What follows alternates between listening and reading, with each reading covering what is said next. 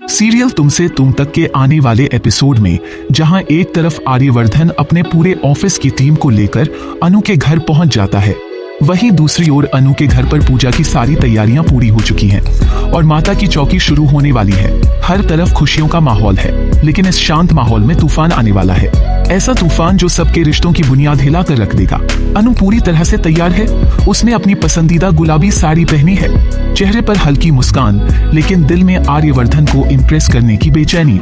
जैसे ही आर्यवर्धन की नजर उस गुड्डा और गुड़िया पर पड़ती है, वह ठहर जाता है।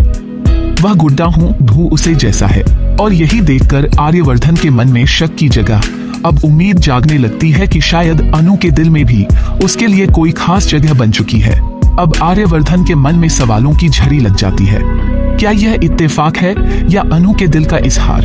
इसी सोच में डूबा आर्यवर्धन पहली बार अनु की आंखों में सीधे देखता है, और इस बार उसे सिर्फ दोस्ती नहीं बल्कि प्यार की गहराई भी नजर आती है। लेकिन तभी वहां धमाकेदार एंट्री होती है मीरा की, वही मीरा जो कभी आर्यवर्धन की नजदीक रही है, लेकिन अब उसकी जिंदगी का सबसे कड़वा अध्याय बन चुकी है। मीरा की नजरों में जलन है, गुस्सा है और एक गहरा बदला लेने की ठान चुकी है।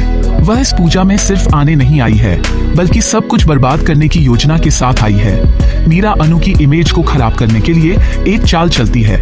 वह जानबूझकर विदेशी डेलीगेट्स के खाने में कुछ ऐसा मिलवा देती है जिससे उन्हें एलर्जी हो जाती है। लेकिन ऐन वक्त पर अनु की समझदारी और तेज नजर सब कुछ संभाल लेती है। वह न सिर्फ डेलीगेट्स को सही समय पर मेडिकल हेल्प दिलवाती है, बल्कि उनके सामने सारी स्थिति भी साफ कर देती है। डेलीगेट्स अनु की बहादुरी और समझदारी से बेहद प्रभावित होते हैं। आर्यवर्धन को नाज होता है अनु पर। मीरा की चाल उल्टी पड़ जाती है और अब उसके चेहरे की हवाइयां साफ दिखने लगती है।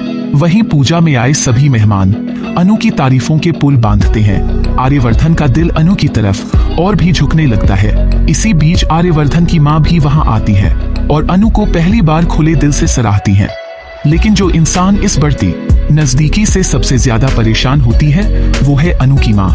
उसे लगता है कि आर्यवर्धन और अनु का रिश्ता समाज के मानदंडों के खिलाफ है। उम्र का फासला, अलग अलग सोच और आर्यवर्धन की पूर्व जिंदगी, यह सब उसकी चिंता का कारण है। अनु की माँ आर्यवर्धन को साफ साफ मना कर देती है कि वह उसकी बेटी से दूर रहे। आर्यवर्धन यह सुनकर टूट जाता है, लेकिन फिर भी वह अनु की इज्जत और उसकी माँ की भावनाओं का ख्याल रखता है। लेकिन अब कहानी एक ऐसा मोड़ लेने वाली है जिसकी किसी को उम्मीद नहीं थी। रात को अचानक अनु को कुछ अजीब सपने आने लगते हैं। पिछली जिंदगी के टुकड़े, एक बर्फीली पहाड़ी, आर्यवर्धन का चेहरा और फिर एक भयानक हादसा। वह घबरा कर उठती है। सुबह होते ही वह अपने घर के मंदिर में जाती है और पूछती है क्या यह सब कुछ पहले भी हो चुका है, और तभी वहां पहुंचती है एक रहस्यमयी औरत जो दावा करती है कि वह पिछले जन्म की सच्चाई जानती है। वह अनु से कहती है कि तुम इस जन्म में जो रिश्ता महसूस कर रही हो वह कोई नया नहीं। तुम और आर्यवर्धन पिछले जन्म में एक दूसरे से प्रेम करते थे, लेकिन तुम्हें अलग कर दिया गया था।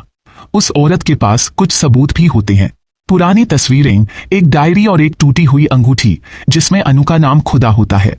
अनु सदमे में आ जाती है। वह अंगूठी वही है जो उसके सपनों में बार बार दिखती थी। अब वह खुद को रोक नहीं पाती और आर्यवर्धन से सब कुछ कह देती है। आर्यवर्धन पहले तो चौंकता है, लेकिन जब वह भी अपनी पुरानी डायरी खोलता है तो उसमें भी वही बर्फीली पहाड़ी, वही हादसा और वही लड़की अनु का जिक्र होता है। अब दोनों एक दूसरे को गले लगाते हैं और फैसला करते हैं कि चाहे जो भी हो, इस बार उनका प्यार अधूरा नहीं रहेगा।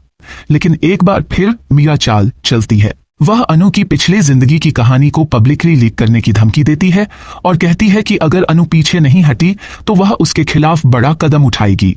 वहीं अनु की मां भी इस सब से बहुत डर जाती है और अनु को घर से निकालने तक की धमकी देती। अब आगे का ट्रैक बहुत ही भावनात्मक और झकझोर देने वाला होगा, क्योंकि अनु और आर्यवर्धन को अपना प्यार बचाने के लिए न सिर्फ समाज, परिवार, बल्कि अपनी पिछली जिंदगी की अधूरी सच्चाइयों से भी लड़ना होगा। क्या अनु अपनी मां का दिल जीत पाएगी? क्या आर्यवर्धन मीरा की चालों को पूरी तरह बेनकाब कर पाएगा? क्या इस जन्म में अधूरा प्यार मुकम्मल हो पाएगा?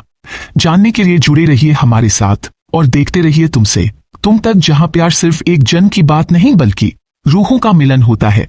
अगर आपको यह कहानी पसंद आई हो तो वीडियो को लाइक और शेयर जरूर करें।